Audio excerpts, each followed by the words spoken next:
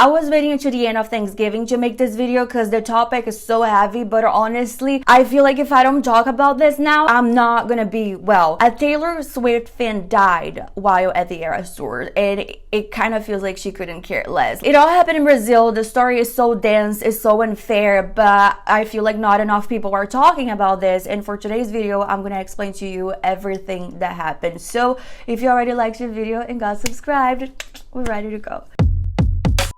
I'm not gonna start by explaining what the Eras Tour is because at this point everyone knows is the Taylor Swift tour where she goes over all her eras, yeah, yay. And also I've already made 2 videos about the topic. One before the chaos that was with Ticketmaster, and the other after I went to the Eras Tour and I talked a little about my experience. So we're gonna skip this part and go straight to Rio de Janeiro in Brazil where things got really bad.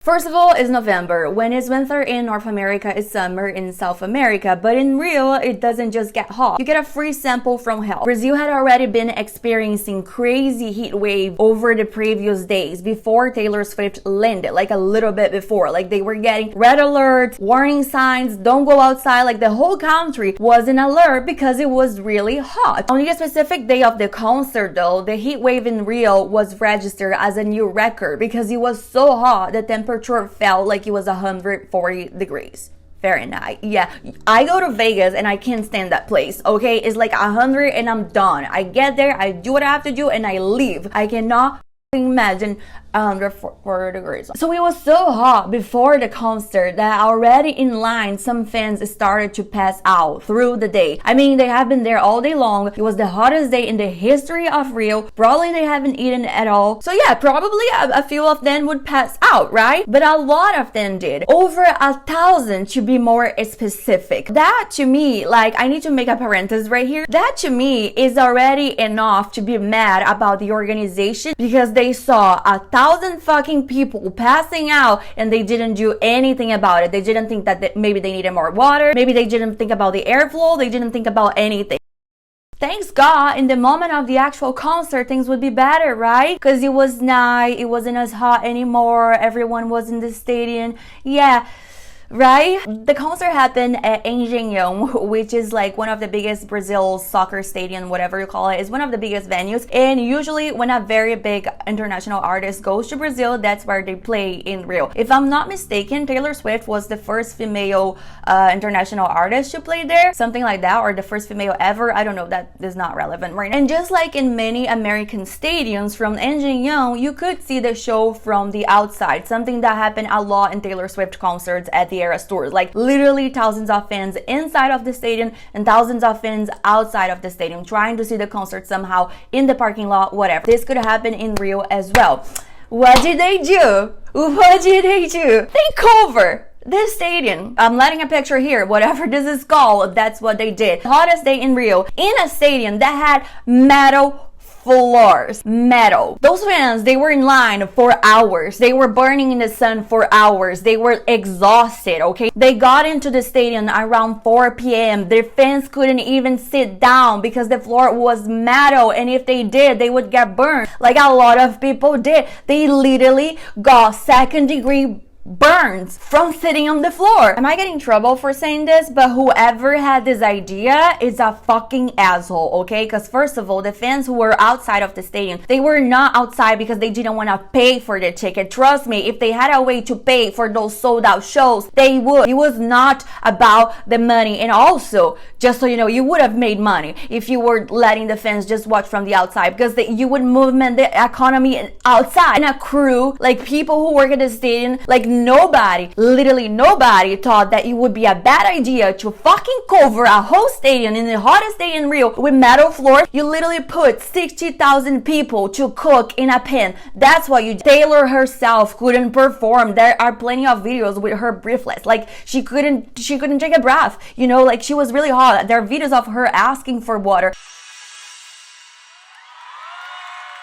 There is Sabrina Carpenter, cutest girl ever, let's be honest, she's so adorable. But there is her complaining about the weather, like making jokes about it in Portuguese, like calor is really hot. In the same concert, there are also videos of Taylor throwing water to the fans, stopping the show because the fans needed water, which also is so wrong because that's not her job. Her job is to perform, to make a good show. It's like crazy that she had to stop the show. Nobody in the team saw that. Why is the organization fucking seeing Taylor Swift handle water to the fans and they are not doing anything? And I get it, you know, this is an international issue. Like, I understand that you all need to make money, and that's how you make money in concerts, right? By selling stuff inside of the stadium. But water is a basic human need. If you add this to the fact that it was the hottest day in Rio, if you're so worried about how much you're spending and how much you're gonna sell your water for or whatever, let the fans get in the stadium with their own water bottles. What's the worst we can do? Put vodka in it? Okay, whatever, let it be empty. Get water stations. Ana Clara Benevides was 23 years old. She was a psychology student and she was from Mato Grosso, a Brazilian state that is not that close from Rio, but it's not that far either. So yeah, she did have to travel to another state with her friends just for the Eras tour. Also save this information, okay? So according to her friend, they spent over 10 hours in line, like many fans, you know, they wanted to get a good spot. And the whole time, Anna was really happy. She was very excited. She was taking pictures. She started to feel bad by the second song, Cruel Summer.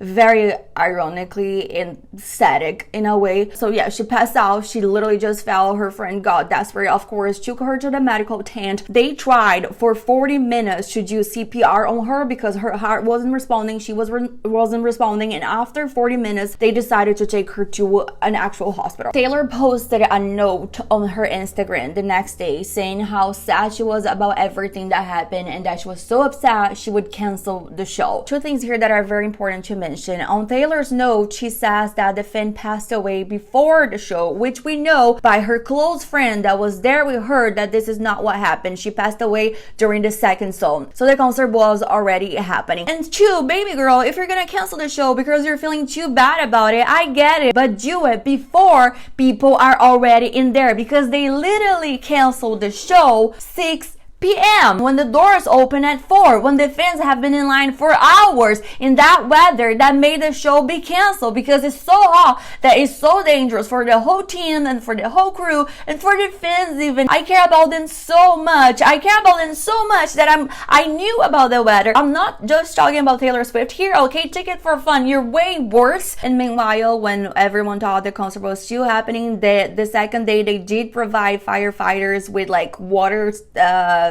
thing, and they turned the fans to the fans, which is something that they should have done the first day. Like, why all the fans in the stadium not turn to the fans at all? You know, like everyone's so crowded. They don't have like reserved seats. I think in some venues in the US they didn't either in the main pit, but I don't think they had it either on the back pit of the Brazilian one. So that's all like it's not even bad organization, is unhuman. Turns out that at the end of the day it started raining. There was like lightning striking the stadium, like exactly the spot where the concert was supposed to happen. So thanks God it was canceled as well, because people would get struck by lightnings too. The company responsible for concerts in Brazil, and at least the Eras tour and the major concerts in Brazil, okay? They just offer emotional support to the family. Zero financial compensation. Remembering that, yeah, they did spend a lot of money on the tickets and traveling and everything. We're not even gonna count that, but they needed, I'm sorry, this is gonna be heavy. They needed to take the body to another state. Anna's family didn't come from a wealthy background or anything. They were like very simple people, but that's not even the point. That's not even the point. They lost their daughter. And like, oh my God, Kemi, it's not her fault. What's she gonna do?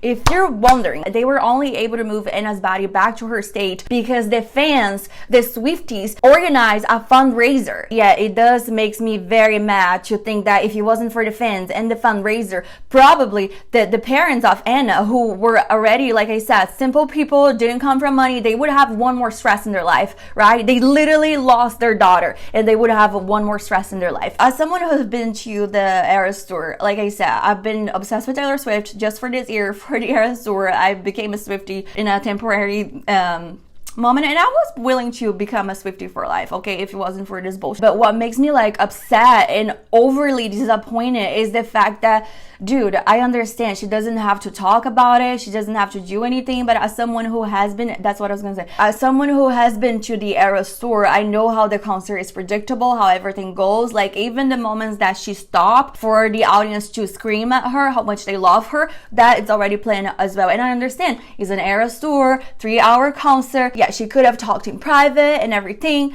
but it was a 3-hour show. It was a 3-hour show. I hate comparing people with people, but you know what? I'm gonna have to do this because when the Mexican band Rebelde went to Brazil back in 2012, 2006, they went to Brazil and 3 fans ended up dying because they were so, like, everything was so chaotic. Too many people they wanted to see them. They posted things saying how sad they were. They helped all the families financially. When a Brazilian fan of Rihanna passed away, he didn't have any relation with her. It was not at her concert. It was not because of her. It just passed away. She knew he was a big fan of her. She posted about it as well. Lady Gaga, when a fan of her passed away, that's what she did. And I'm not saying that Taylor would have to be extra or anything, but I don't think Lady Gaga was being extra. She was being human.